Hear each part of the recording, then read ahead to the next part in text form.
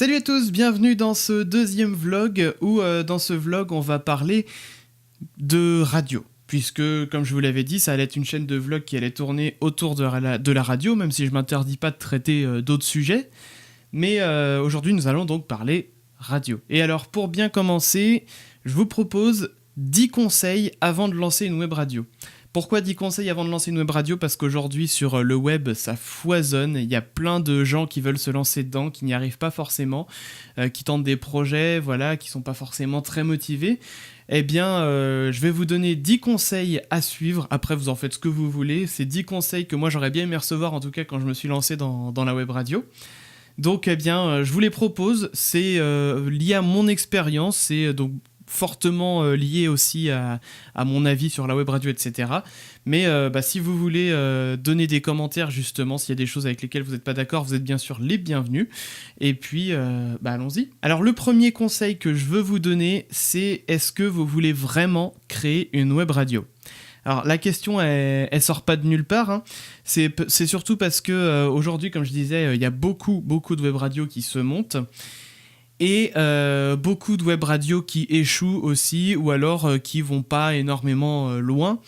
Et du coup, la question que je vous pose, c'est dans votre idée, est-ce que vous voulez vraiment créer une web radio ou est-ce que vous voulez simplement animer une émission parce que la radio, ça vous passionne ? Si vous aussi, vous voulez vous lancer en tant qu'animateur radio, est-ce que vous voulez vraiment faire toute une radio ? Et vous allez comprendre pourquoi, avec les autres points du coup qu'on va aborder, pourquoi c'est pas une chose si facile que ça que de se lancer dans une web radio.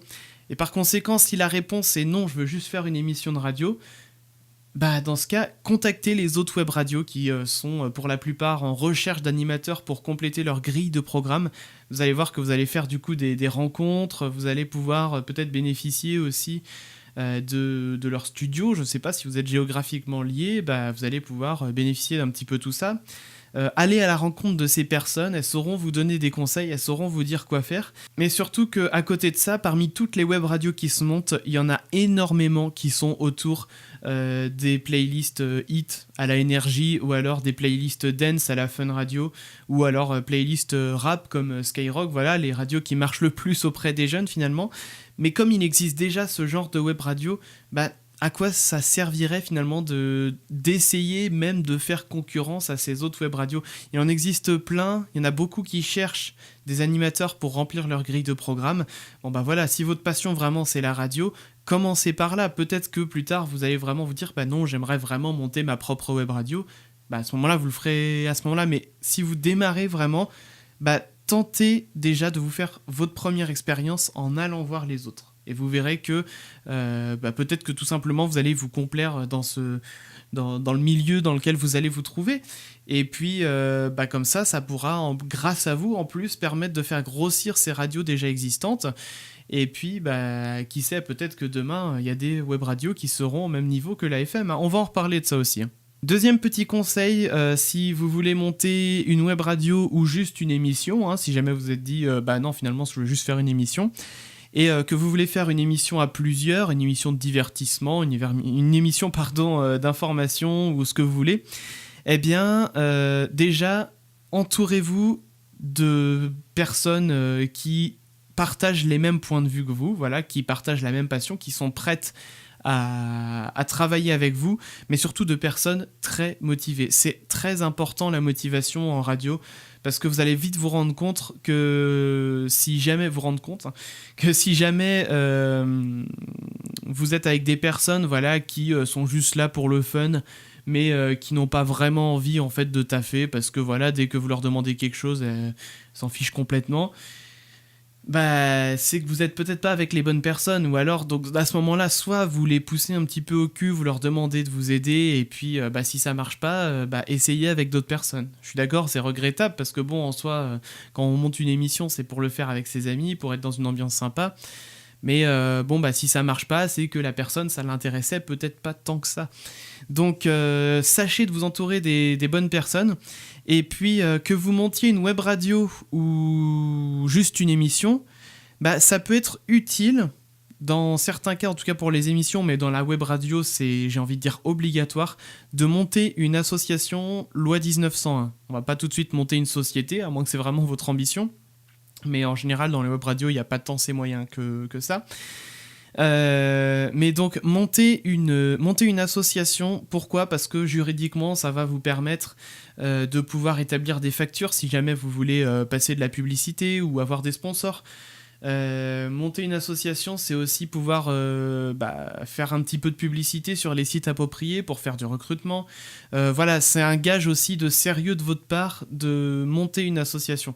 Rien ne vous oblige à faire payer vos adhérents, mais en même temps, ça permet, si vous faites payer vos adhérents, d'avoir des fonds pour faire tourner un petit peu votre association. Ça peut être acheter du matos, ça peut être payer les droits de la SACEM, puisque je rappelle que c'est obligatoire de payer la SACEM ainsi que les autres organismes de protection de droits d'auteur, selon le pays où vous vous trouvez, qui plus est. Donc, en plus, petite parenthèse, la SACEM a un tarif adapté aux web radios aujourd'hui. De mémoire, c'est 88 € TTC pour les web radios françaises. Donc c'est franchement pas grand chose pour une association, 88 €, surtout si mettons vous fixez une cotisation mettons à une trentaine d'euros par adhérent, vous avez déjà 3 membres dans votre association, c'est déjà rentabilisé, en tout cas pour la SACEM. Pour les autres organismes de protection des droits voisins, comme on appelle ça, donc les producteurs, etc., c'est un peu plus compliqué du point de vue tarif, je les ai pas en tête, mais là j'aimerais en plus passer un petit coup de gueule, on va dire. Les protections de droits voisins, c'est très bien, il faut s'en acquitter. Le seul souci, c'est que ça coûte très cher et il n'y a pas encore de tarifs adaptés aux petites structures comme les web radios, et pourtant il y en a qui foisonnent sur le web. Et j'ai trouvé ça très intelligent de la part de la SACEM de faire un tarif adapté, parce que ça a permis de mettre tout le monde en conformité. Et la SCPP, SPPF, du coup pour l'instant, il y a encore plein de web radios qui ne sont pas en conformité. Donc SCPP, SPPF, si vous regardez cette vidéo, coucou déjà, et tâchez de faire un petit quelque chose quand même pour les web radios, la SACEM l'a fait, vous verrez qu'au moins ça vous fera rentrer du fric, hein. Ça sera pas un manque à gagner en tout cas. Troisième conseil que je peux vous donner, c'est de dépenser, vous allez devoir dépenser de l'argent. Donc oui, mettez des sous de côté peut-être avant de lancer votre web radio si vous voyez que vous n'avez pas encore les fonds nécessaires. Alors là, j'ai envie de dire, ça va dépendre un petit peu des besoins que vous avez en termes de radio ou d'émission. Donc, dépensez ce dont vous avez besoin. Essayez pas de dépenser plus que ce qu'il ne faut. Parfois, il y a du matos qui paye pas forcément de mine, qui coûte pas très cher, mais pour démarrer, c'est très bien. Et le but, c'est quand même d'avoir quelque chose qui fait le job, dans un premier temps en tout cas, et après, petit à petit, quand vous aurez réuni des fonds par votre association, vous pourrez petit à petit racheter du matos un petit peu plus professionnel. Voilà, Paris ne s'est pas fait en un jour, donc on gravit les échelons petit à petit. Donc de quoi vous allez avoir besoin ? Vous allez avoir besoin déjà, comme je le disais dans le conseil précédent, de payer les droits d'auteur. En tout cas, si vous lancez une web radio. D'ailleurs, si vous décidez juste de lancer soit une émission, soit de rejoindre une autre web radio, pensez bien que payer les droits d'auteur, du coup, vous n'aurez pas forcément à le faire. Ça peut être justement une chose aussi à penser quand vous vous dites « j'aimerais créer une radio ». Mais du coup, vous allez dépenser quoi ? Vous allez dépenser de l'argent, donc pour ça, il vous faut établir un budget, il faudra acheter ça. Et alors, grosso modo, de quoi vous avez besoin ? Vous allez avoir besoin d'une table de mixage. Une table de mixage, dans un premier temps, qui est plus tournée vers les studios d'enregistrement, ça peut faire largement le job. Nous, dans notre équipe, on a tourné avec une table de mixage de type de marque Behringer. Je ne sais plus le modèle précis, mais bon. Alors Behringer, dans le monde de l'audio, c'est reconnu pour pas être de la grande qualité, mais nous, voilà, elle a duré quand même pas mal d'années, une bonne dizaine d'années à tout casser, je crois, peut-être un peu moins. 10 ans, c'est assez long pour du Behringer, et ça fait le job, sincèrement. Vous branchez vos micros dessus, vos retours. Alors bien sûr, il faut se renseigner sur le fonctionnement d'une table de mixage, on pourra faire une vidéo si ça vous chante là-dessus. Il existe d'autres solutions aussi, si vous souhaitez passer par un ordinateur, faire du full numérique. Il existe des cartes son professionnelles avec plusieurs entrées, plusieurs sorties. Tout se passe dans un ordinateur à partir de ce moment-là, c'est le cas pour nous. Donc voilà, vous pouvez avoir plusieurs possibilités comme ça.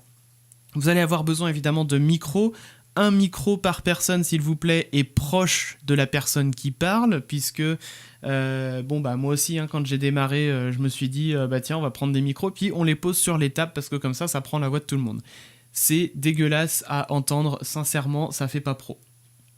Et j'ai envie de dire un conseil en radio, j'ai même envie de dire qu'il est encore plus important finalement en radio qu'en vidéo, parce que voilà, il y a beaucoup de vidéastes sur YouTube qui connaissent la vidéo d'Antoine Daniel où il dit que le son c'est très important, c'est plusieurs conseils voilà, pour démarrer sur YouTube.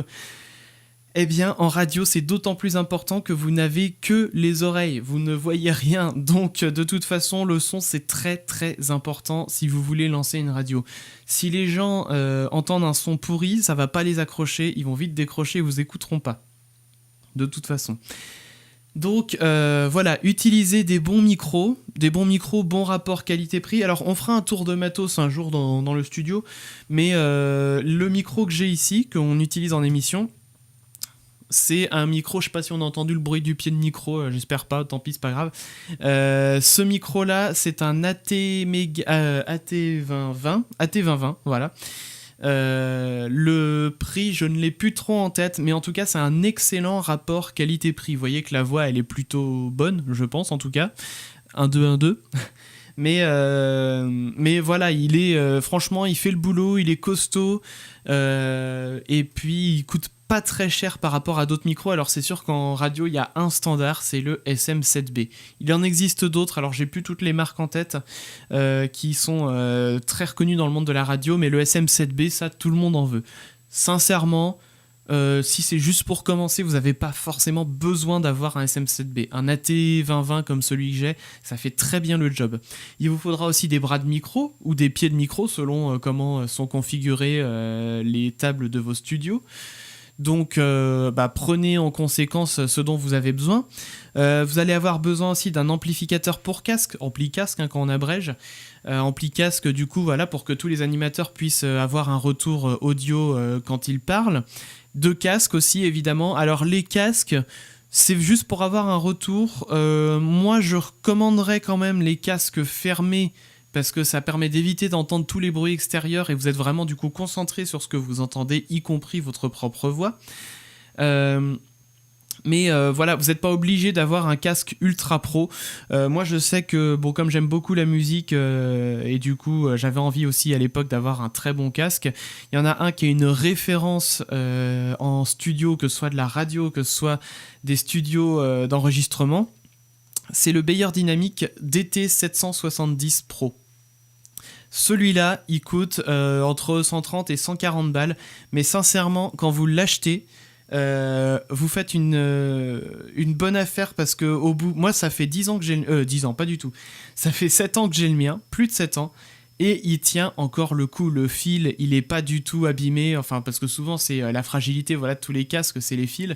Là il y a un fil qui est très costaud, qui tient depuis 7 ans, vous avez la possibilité de le changer si jamais ça pète quand même. Vous pouvez changer les mousses, moi ça fait un moment qu'il faut que je le fasse parce que non, je ne l'ai pas là.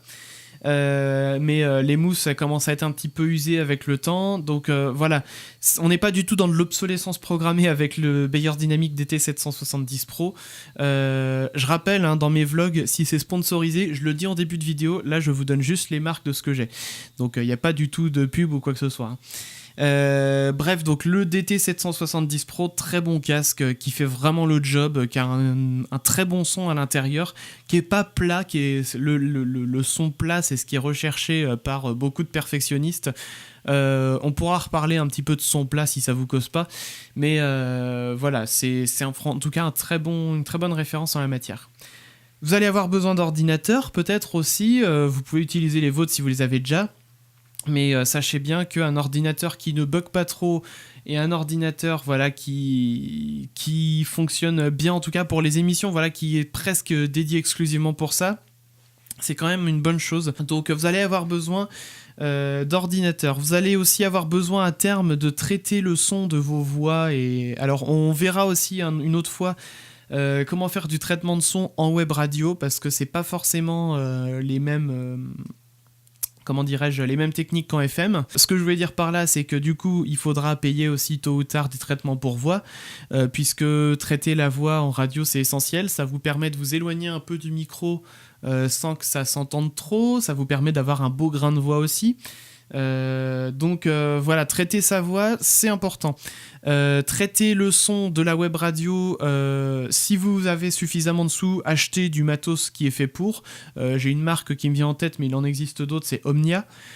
Omnia, c'est une bonne référence en FM, et Omnia, ça a un avantage, c'est que vous pouvez traiter le son pour les auditeurs qui entendent, forcément, puisque c'est pour eux que c'est destiné, mais voilà, vous pouvez avoir un retour traité aussi dans vos oreilles avec un Omnia, et parce que voilà, ça n'induit pas énormément de latence, voire pas du tout, parce que c'est du matériel. Faut savoir qu'en informatique, la latence, ça peut être un petit peu chiant quand vous écoutez vos voix dans les oreilles. On aura l'occasion de reparler tout ça. On finit quand même un petit peu le tour du matos qu'il vous faut dépenser. Nous, on a traité l'acoustique du studio. Ça, c'est assez important de le faire. Si vous pouvez pas le faire, c'est pas bien grave, mais c'est quand même un petit plus. C'est plus agréable de travailler, j'ai envie de dire, dans de bonnes conditions, avec une acoustique qui est pas trop dégueu. Je crois que je n'oublie rien. Bah si, acheter des câbles aussi, forcément. Ça, vous en aurez forcément besoin. Et puis bah voilà, comme je vous dis, petit à petit, vous allez vous professionnaliser, vous aurez besoin peut-être de cartes son, vous aurez besoin de petits modules qu'on met dans les bureaux pour changer le volume des casques, pour pouvoir brancher vos casques directement dans la table, avoir aussi ce qu'on appelle des mute box, donc des boutons en fait où les animateurs peuvent contrôler chacun leur micro, des enceintes pour avoir un retour dans le studio aussi. Qu'est-ce que je peux avoir oublié d'autre ? Bah peut-être des racks aussi pour transporter le matériel. Payer un serveur aussi, parce que voilà, en web radio, on est sur le web. Il faut faire tourner de la musique en H24, et donc par conséquent vous allez avoir besoin de payer un serveur, qui plus est un bon. Essayez de pas trop lésiner sur la RAM, sur le processeur de votre machine, parce que ça dépend en plus des prestataires, mais il y en a qui mettent plusieurs. Alors là on fera peut-être aussi un cours sur les serveurs un jour, mais en gros représentez-vous qu'un serveur c'est une grosse machine, un gros ordinateur, et que ceux qui louent voilà, des petites machines pas très chères, ils mettent plein d'ordinateurs virtuels dessus en fait, qui sont tous regroupés les uns à côté des autres, et puis bah, il suffit que ce serveur soit un petit peu surchargé, votre radio va en pâtir, et du coup le son va couper. Je parle d'expérience, donc évitez voilà, ne lésinez pas trop sur les abonnements, même si effectivement ça peut représenter un coût. Ou alors bah, si vous êtes motivé, montez un ordinateur chez vous. Si vous y connaissez en réseau, bah, ouvrez les ports de votre box, faites ce que vous voulez. Mais par contre, sachez bien que ça va représenter aussi un coût en termes d'électricité. Voilà, on n'a rien sans rien en même temps. Voilà, cette fois-ci, je pense avoir fait le tour en termes de matos, mais voyez bien qu'il faut pas... on part pas les mains dans les poches en créant une web radio, clairement. Et si vous voulez faire juste une émission dans une autre web radio, et que vous voulez juste faire du voice track, comme on appelle ça, munissez-vous d'un bon micro, d'une bonne carte son pour votre ordinateur. Quand je dis une carte son, c'est une carte son USB externe. Munissez-vous au moins de ça, un bon casque. Ça fait le job, parce qu'après tous les trucs que vous enregistrez, vous les envoyez à la web radio, et puis après c'est elle qui diffuse. À vous de voir en fonction de vos besoins. Donc dressez bien la liste de ce que vous avez besoin d'acheter. Regardez combien ça coûte, enlevez des petits trucs si vous pensez que c'est pas tant nécessaire que ça, et puis vous verrez que petit à petit vous allez pouvoir acheter le matos dont vous avez besoin, tout simplement. Alors du coup on en a beaucoup parlé dans le point 3, le point 4 c'est il faut vraiment que votre technique soit au top. En web radio, c'est d'autant plus compliqué que Internet va être moins stable que les ondes de la FM. Donc par conséquent, il faut que de votre voix jusqu'aux oreilles de vos auditeurs, il faut que ça se passe du mieux possible. Ça veut dire que il faut avoir donc un bon micro, comme je le disais. Il faut avoir des câbles d'une bonne qualité. Voilà, bon, les câbles, c'est pas ce qui bouge le plus en même temps. Il faut aussi que votre ordinateur ou la table de mixage ne soit pas trop buggé, ne soit pas trop obsolète, parce que sinon eh bien, ça risque peut-être d'avoir des problèmes dans le son, avec des coupures, avec du son qui va être haché par moment. Je parle là encore d'expérience. Et puis derrière, il faut aussi un ordinateur qui envoie le son sur votre serveur, en web radio en tout cas. Et puis, de la même façon, il faut que votre serveur fonctionne du mieux possible avec une bonne réponse, voilà, pour que derrière, il y ait aussi des auditeurs qui puissent se connecter sans se bousculer les uns les autres, parce que ça, c'est vrai que c'est un truc dont on n'a pas encore parlé non plus. Mais il faut avoir une bonne bande passante sur votre serveur pour que vos auditeurs puissent être, pour beaucoup, connectés en même temps, sans qu'ils viennent remplir la bande passante, parce que sinon, si vous avez trop d'auditeurs par rapport à ce que vous avez loué comme bande passante, du coup, il y en a qui pourront pas vous écouter. C'est un peu bête. Alors, il existe aussi des prestataires qui vous permettent de diffuser, sans vraiment de limitation en termes d'auditeurs ou selon ce que vous payez. On en reparlera une autre fois. Quoi qu'il en soit, maîtrisez bien toute la chaîne de diffusion de bout en bout. Parce que si jamais vous avez un problème, ce qui arrive, on va pas se mentir, vous allez en avoir des problèmes.